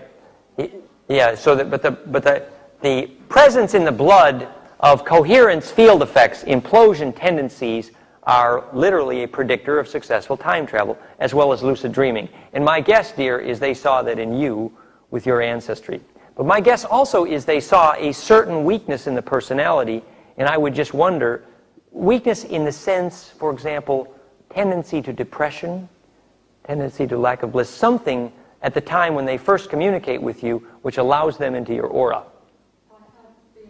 I have actually had a voice speak through to somebody, and I have mediumistic tendencies. I have to not go there. I can't commercialise. I mean, this is the first time I've told anyone beyond my immediate, very intimate circle. Thank you for trusting us, dear. Yeah, it's hard. I feel like crying. I've got a kind of vibration up my legs, but yeah, let's be real gentle here. But there is some lessons here, and we might be able to learn them gently. One of the reasons it was said that the Greys, the Khmer, came back in time was because they were losing the ability to make an immune system in their own children. And so they needed some of our blood, and some of that was by agreement. But remember, the Greys or the Khmer were actually the subject of genetic manipulation by the Dracos themselves. So they were unwitting stool pigeons in this whole affair, potentially. Yeah, that's the story we're told. And so Whitley Strieber comes to realize some of the self-empowering issues in here, also in his later books. Yes? Wasn't it also because of some lack of emotionality they wanted to reconnect with? Well, this is the question. This is our hypothesis now. Have you ever seen a Grey that was passionate? Oh, why do we laugh? Yeah? Right? What, is there a clue? Is that a clue? Yeah? I have seen compassion. Uh-huh. Yes? And interestingly, that's all I saw, because that's all I was given, were a pair of golden eyes in the night. I was woken up to witness it. And this actually happened. What came through the eyes, there was nothing there except compassion. It was just, I've never seen it before, just raw compassion. Now, I woke up in the morning, reality woke up, and I got up, went out to my laundry, and I just got cat food, and started to do my normal routine. And I felt something warm on my arm. My iron was on. I went over to my laundry tub, and there was half a basin of warm water there. No one had been up, no one had been around. But those eyes and that thing happened all on the same. It was a bright April event. I don't know how significant that day is, but anyway, it made a bit of sense. You could have been chosen well in there's a movie, The Three Witches of Eastwick, and all this. No, you could do a very good job, dear. Can I ask you a question? Right. Montauk? Montauk, right. Montauk.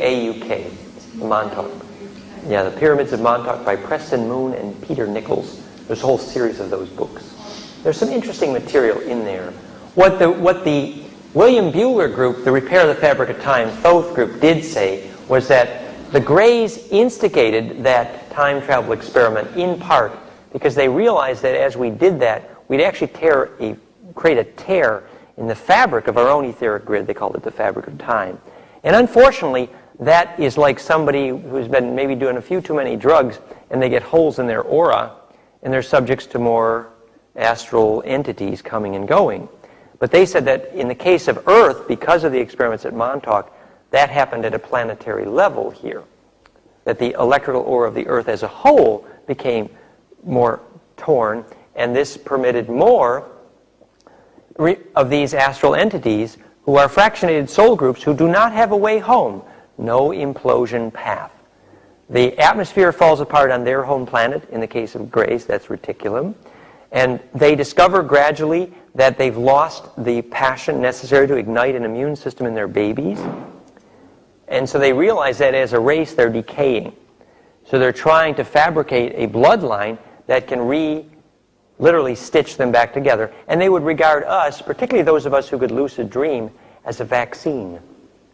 Yeah? The daughter that I had in the fall, she's actually ill at the moment. She's got a very low immune system. So the issue is the very weak immune system. And let me guess that probably she hasn't found her passion yet. I told her, I just felt this, I told her to go and roll in the grass and get pollen on her and get things that are natural, get natural elements. I see her maybe getting buried in sand and beach and getting covered in mud. That's the Kiva experience. Things that she will heal her. Precipitate the magnetic turning inside-outness. Kiva, Kipapu.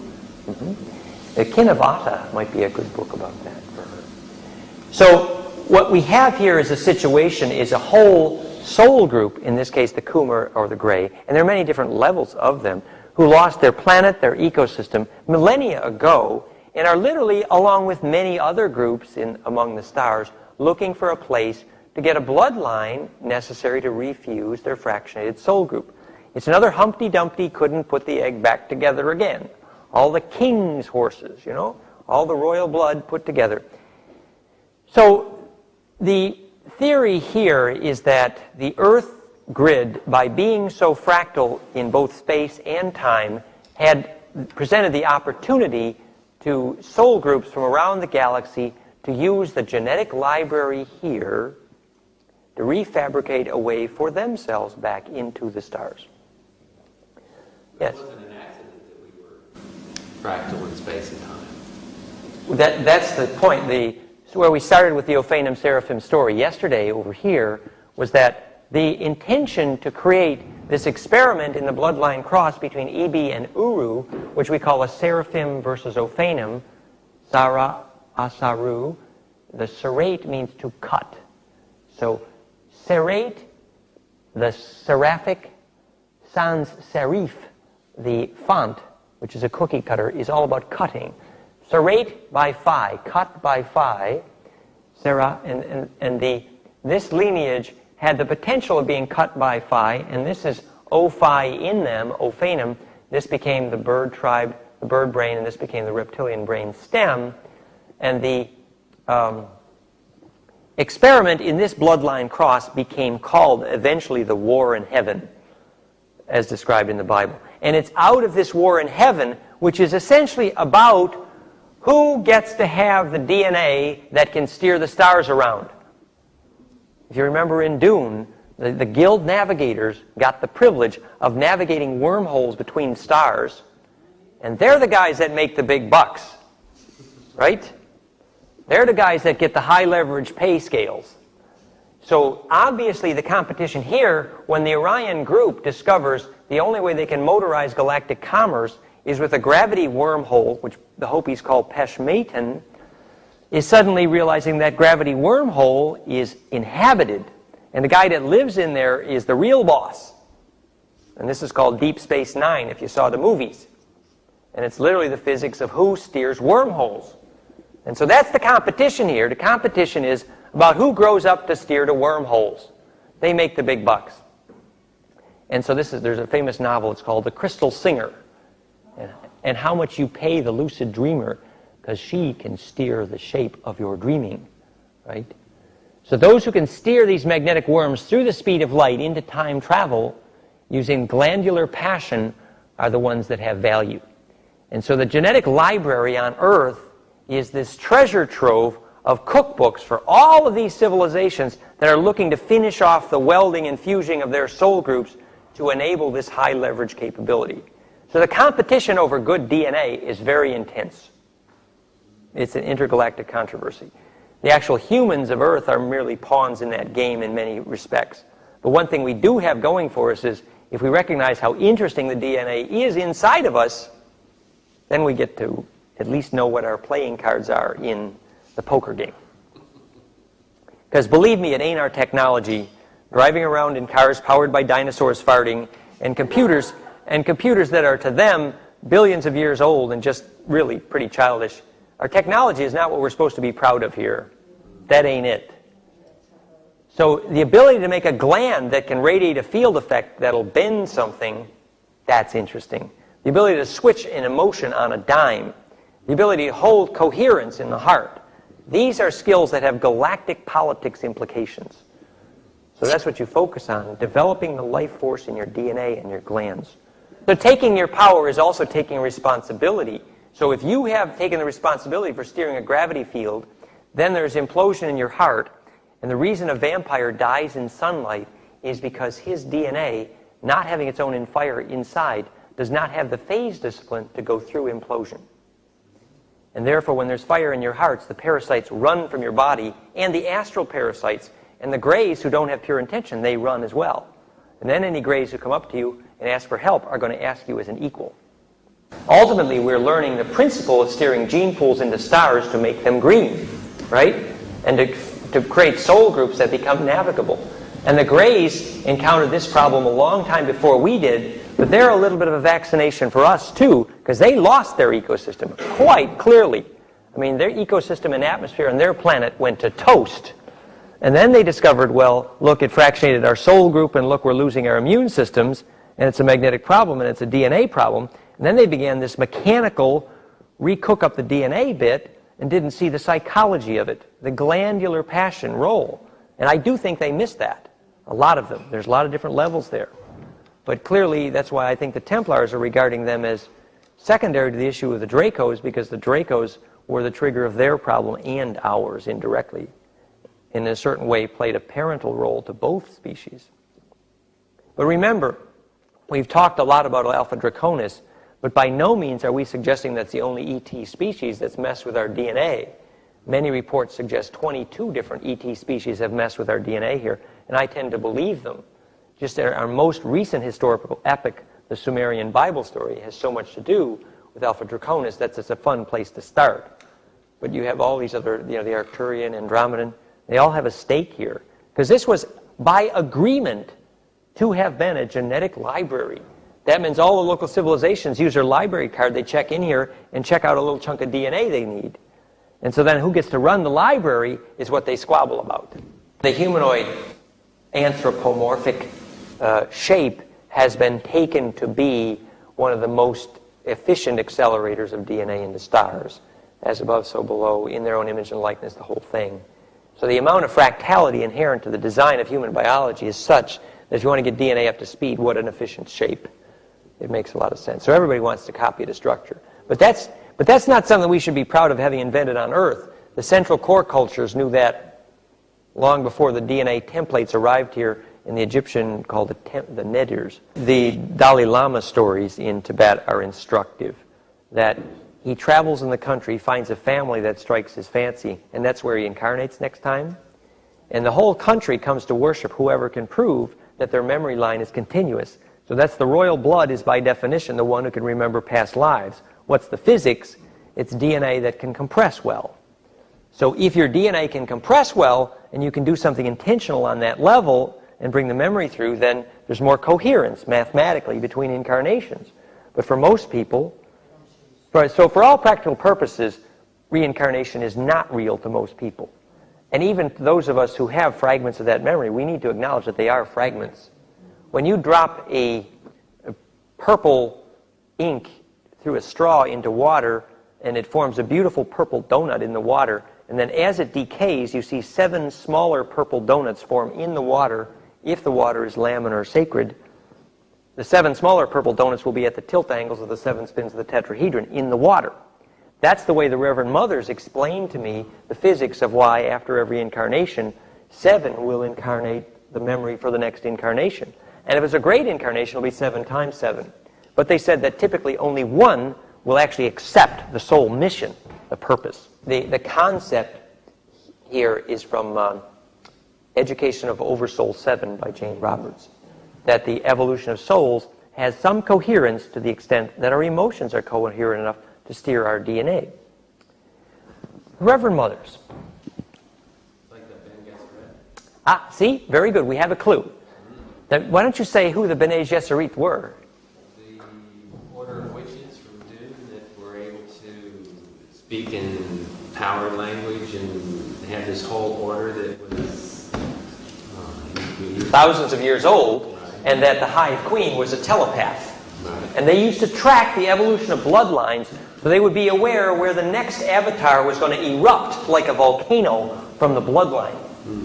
So they were actually tracking these bloodlines and planning these incarnations. So they're crossing Harkonnen, who's half Borg, with the Reverend Mother, in order to make an avatar, Muad'Dib, right? So here you have Enlil gets crossed with, Enki's mother is father. Enki's father's half machine, An, and his mother is a winged dragon. So they're planning these crosses of bloodline. They're called the Reverend Mothers. Why did I mention the Reverend Mothers telling me? Well, when I moved into western New York, on the shores of Lake Erie, Erie means nest for eagles, the Erie. It's just above Cleveland, where the land is cleaved. Long story. So I settled in there, and I met this group of women who had one thing in common. They all claimed to remember their incarnation with Jesus in the time of the Essenes. Now, if you read back in my story here, we're saying the Essene story is the refugees from Akhenaten. But in any case, this group of women was tracking bloodlines and memory lines. And they began doing ritual in Pennsylvania. And it was them that actually taught me about that eagle star morph you saw. Remember we animated the eagle on the face in Pennsylvania? Well, the Reverend Mothers and we would charter a bus. And we'd go down there and do these powerful rituals on this land in Pennsylvania. And our assigned task at that point was to assume the threads of the bloodline of the royal family, the Moggs, where the Masons went into what's called the women in the wilderness. It was a conscious knowledge that the treasure of Akhenaten, which is the treasure of the temple of the soul of man, Solomon, which what became the wealth of the Templars, came to North America. Later we learn in more detail in the book Pandora's Box through King Louis XVI, who changed his name, Daniel Pesur, the Rockefeller stories, Tryon, North Carolina, the whole shtick. And so here you have Henry Sinclair, Holy Grail across the Atlantic. His kids come down and inhabit Pennsylvania. And here you have the descendants of Merline, the red-haired Cherokee. They come up the spine of the eagle. And then here you have the story of Pandora's Box and Daniel Pesur and the origins of the Rockefellers and the Railroad Cartel coming from Tryon. And they all converge in this area called the Keystone State, which is Pennsylvania. Now, Pennsylvania is on a green barrel tectonic plate, which is literally a green stone. It's a cup. The cup is the Georgian Bay, which if you look backwards in time, you see it is the center of the cup of when the tectonic plates were Pangea, which is the tectonic plates do this. Here's the tectonic plates. They go shoop into a fetus, and then they go shoop, and they unfold again. And when they go shoop into a fetus, it's called Pangea or Pangaea, and it looks like a baby. The continents do this, and then the continents unpack like a fan around the globe, the tectonics on the dumplings on the bowl of gravy. And so what happens is the tectonic plates unpack and pack, and that's called the Wilson cycles, and it's supposed to be in phase with precession.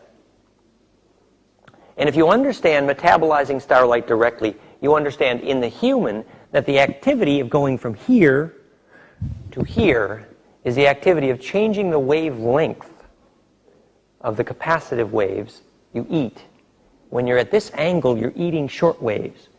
And the more you unpack, it's a longer and longer wave that literally you're metabolizing electrically.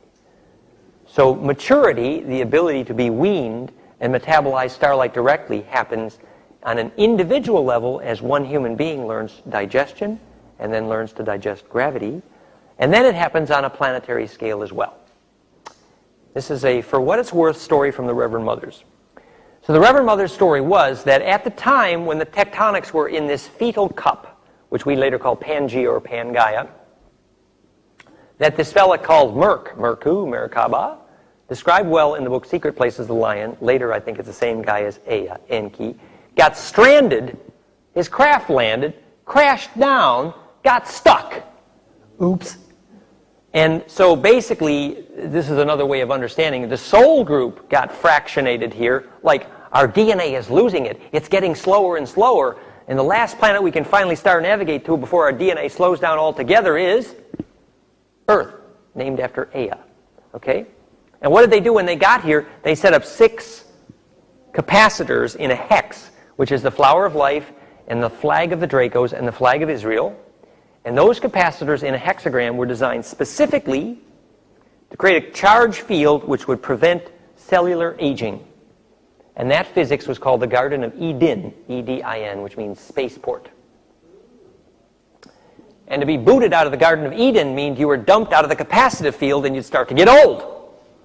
Which, if your DNA is decaying, fallen, Nephilim, that's a problem. So anyway, the story about the Reverend Mothers was that the original, oldest undisturbed memory exists in that Beryl greenstone tectonic. And if you talk about this to a archaeological or a geological person, you call it the Ontario Shield, which is a Beryl tectonic plate. And an old green stone. And it supposedly has the oldest biologically undisturbed memories on the planet. The Reverend Mother said, this is another for what it's worth. The Reverend Mother said, remember you saw the star map of the eagle on the state? There's a river, the Susquehanna, that goes from the snake to the birds, right? And the serpent feeds the eagle, and Quetzalcoatl returns. Well, the story was that the juices up the spine would change direction. And the story was that the green stone, the Beryl tectonic, was going to be the cup that runneth over. And there was to be a tilt. And then that river would change direction. And you'd have Kundalini for the tectonic. Anyway, this was part of the story, the mythology, which the Reverend Mother said was responsible for how the fractionated gene pool would inhabit the star map, get the group bliss, and refuse the soul group, and re-inhabit the stars. This was called the Eagle's Gift. Well, this group, when they got together, it was like kibitzing them on midden ants. And I remember once we would sit on the shores of San Francisco Bay talking about growing up with the Jesus, which I think is the Tutankhamun family, like you were aunts and uncles. It was like kibitzing. It was a scream. But one of the things that happened was they became intensely aware of which part of the soul group you came from. For example, they said that I was a reincarnation in part of the Lazarus experience, Lazarus, and that the preparation to survive the death experience was a necessary priming of the pump for the soul group to be able to go through the death experience non-destructively. And they said Lazarus was a bossy uncle of Magdalene who got angry and skipped town and set up a house of prostitution which earned big bucks, which became part of the Magdalene Templar wealth. And this is quite a story.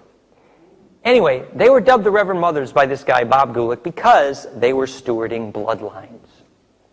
Anyway, I was excommunicated for the Reverend Mothers, from the Reverend Mothers. Want to guess why?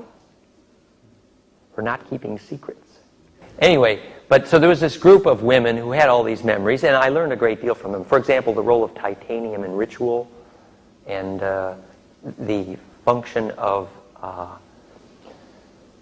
how the star map, in this case in Pennsylvania, functioned to get soul groups back into star inhabiting, and lots of things. It was useful. The role of titanium in ritual. Wait, let me check. Let's see. Titanium. We're using it in ritual. No. Titanium is a metal that's an exquisite waveguide. If you look at what the Orgone people use to do cloud busting, they take columnated pipes, and often it's plastic, which functions as a waveguide for microwave effectively. And if you steer the microwave through columnated pipes set in a living river at clouds, you can make rain and bust them. But in fact, if you use titanium, in that respect, it's even more powerful. And we actually used titanium in a ritual in Assisi, Italy, at an assignment by the Reverend Mothers, shaped into an ankh. It was quite a powerful moment. I can tell you about this will just be an example. So I'm sitting at a restaurant in Buffalo, New York, and this lady comes in who's big trouble. Her name is Anne-Marie Hinterberger. And the Reverend Mother says, you're supposed to take her to Italy and do a ritual at Assisi. I said, what? Well, it's a long story, but a short time later I was invited to Italy for the second time to speak. And so we took this titanium ankh with quartz crystals sewn in the center, big thing like the titanium ankh. It was a scream, to Assisi. And we went to this grotto down below town, and this lady starts crying, and we stick this in this stone grotto under the town of Assisi. and a storm breaks up. It was like heavy-duty quivering, like snap, crackle, pop, lightning, the works. And then in her weeping, what she says was, well, fragment of the soul group of Claire, and Francis and Claire loved each other so passionately, but they never experienced passion because they didn't permit themselves touch. And the failure to touch created a magnetism in the land that was fractionated. The dreaming was stuck in the rocks because they never consumed the perspective. They never got to juiciness. And as a result, it would fail to rain. And in fact, it rained.